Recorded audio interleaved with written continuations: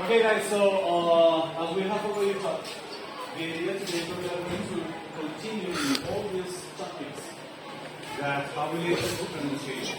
So you need to know that all those symbols that you have already searched there in the dictionaries are going to be related to the IPA. So remember that IPA stands for International Phonetic Alphabet.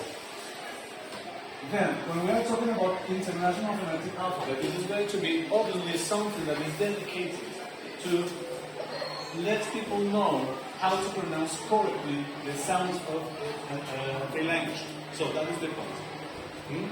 Then, as we have studied, all these symbols, all these signs are going to be used, you are going to be able to find them in the dictionaries. So that's why I have told you several times that you need to bring your dictionaries to the class. Because if you don't take your dictionaries here, it's going to be so complicated for you. And for me, obviously. Now, today, I want us to make this review about the vowel sound. So, remember that if we talk about vowels, we talk about vowel sounds. The production of a vowel depends on the opening of your mouth and the position of your tongue inside your mouth. So this is an exercise that we have already done. I told you, if you want to pronounce the sound of A, you need to open your mouth. But if you want to pronounce the sound of U, you need to close your mouth. So that's going to be the point.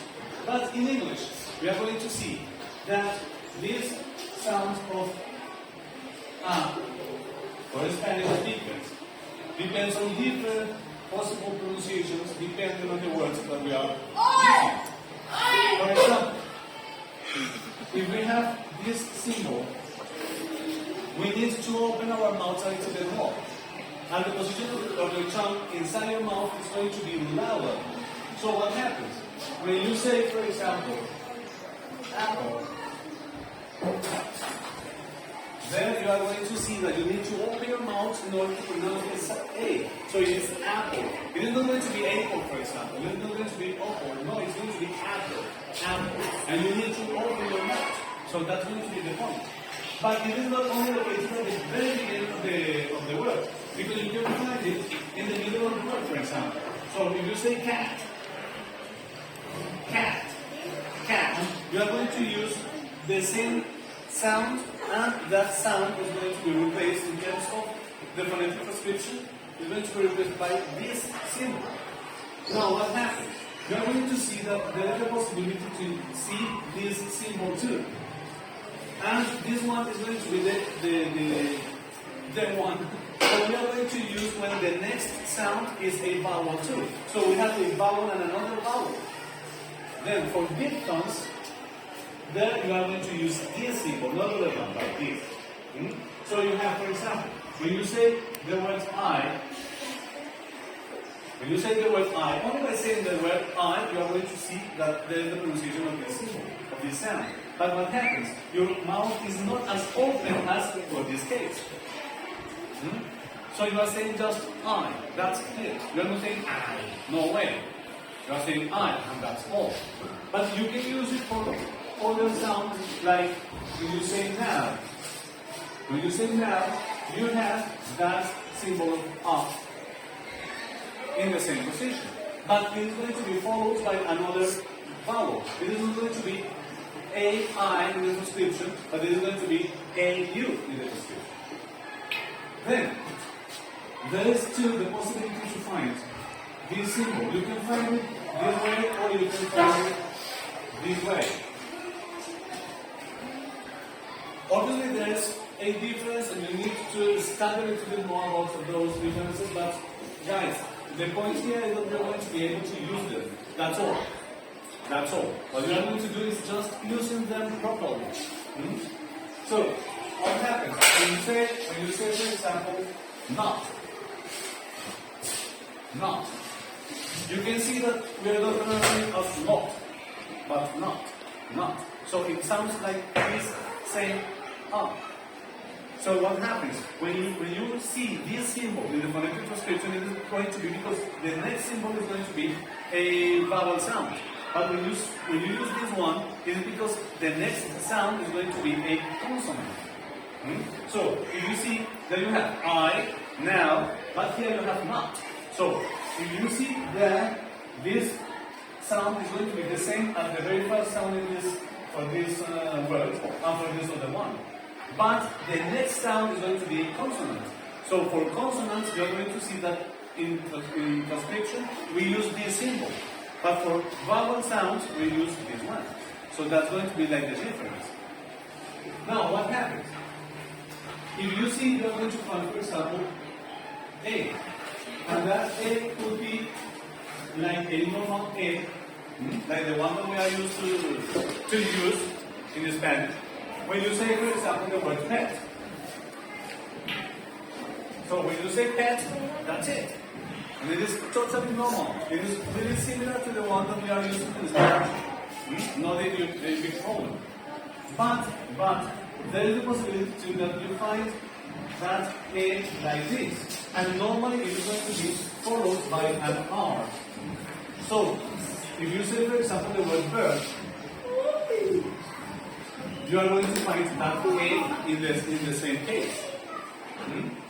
So you are going to notice that this is very useful for when we want to pronounce it correctly. Why, guys? Because if you say no and you say now, there is a difference.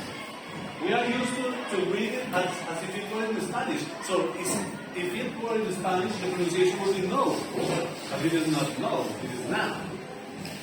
This one, E. No, the pronunciation of this word in English is not E, it's I. So I will appreciate you to continue paying attention to me. So please sit down in a correct way and continue paying attention to me. That's what it's like. Okay? Thank you. Thank you, guys. Now, you have the symbol, the grapheme of an I, but that grapheme is going to be pronounced in. Okay, we are going to talk about only two different possibilities because there are three. But we are going to talk about only about two today. So the very first one is I, but that short I is going to be normally with two triangles because the idea is making the sound longer. So, for example, you see meat. And as I was telling you, it is totally possible that we pronounce it in Spanish as me. But the pronunciation in this case is not going to be like this. It is going to be meat. So those two ears are going to be replaced by the sound that I am telling you. But it is meat, and you must smile when you are pronouncing that sound. So I know that you have already talked about it, that you have researched a little bit about it, that you know many things about all this stuff. And what we are going to do today is a review about vowel sounds. So that's going to be like the main point today. But what happens? You are going to see too that there is a capital I. So we have a small I and a capital I. When we use that small I, it is because the sound is going to be long. And when we use this one, it is because the sound is going to be short. So, for example, you say pit. So in this case, you are not saying pit. You are saying pit. That's all. And you have differences. So, for example, if you say eel, it is a fish. Eel, it is a fish. But if you say eel, it is because we are talking about a person who has problems with their health. So that's happening there. It is very, very important for you to notice that there are several possibilities to pronounce a word correctly in English. So continue doing it. Now, when you talk about, for example, the letter U, the grapheme U, there are two possible pronunciations. One is a long U, and it is a small U with the two triangles. You want to see that sound is longer than the other one. So you say, for example, soon, soon. So if you notice, your lips are going to be stressed when you pronounce this word. So you say soon, soon, and your lips are stressed. But if you say, for example, foot, foot, foot. So notice that here we are pronouncing a U2, but the lips are not going to be stressed. So in this case, you are stressing your lips. Soon, moon, spoon. But in this case, no. Foot, foot. So you are not stressing. It is not a long sound of you. Okay, so here we are going to see this one, and this is O. But what happens with O? Normally that O is going to be represented as this. So it is a semicircle. It is a semicircle. What happens? If you say, for example, the word forge.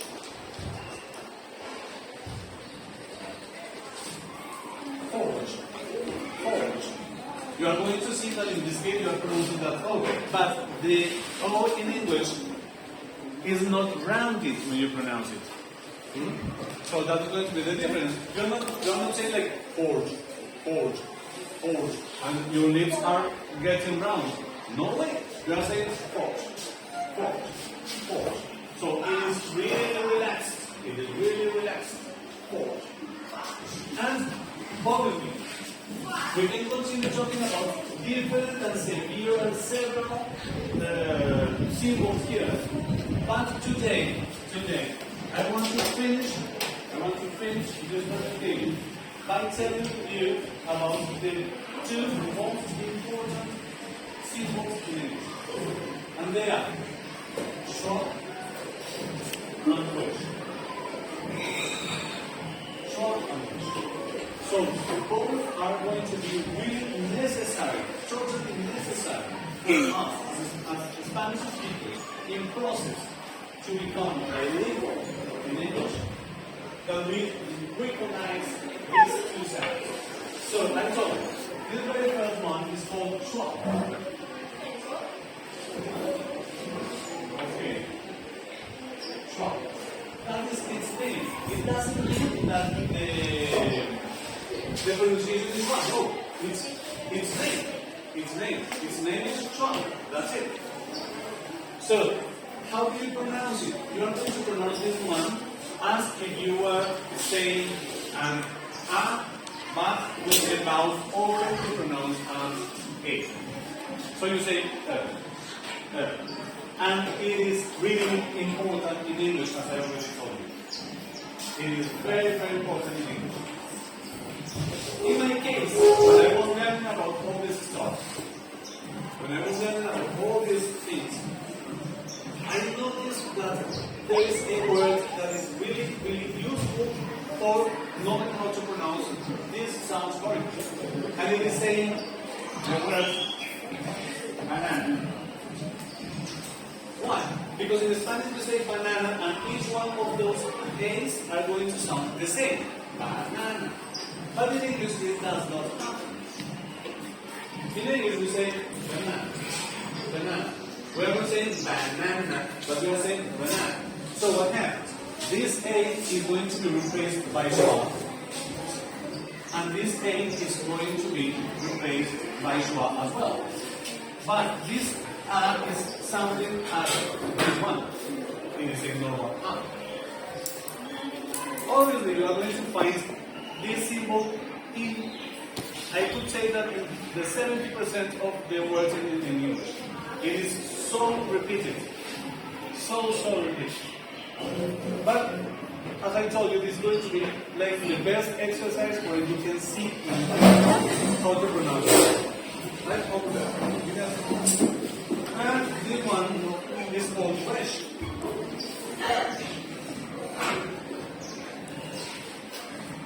And wedge. And wedge is going to replace normally used. So when you say cut, cut. When you say unroll,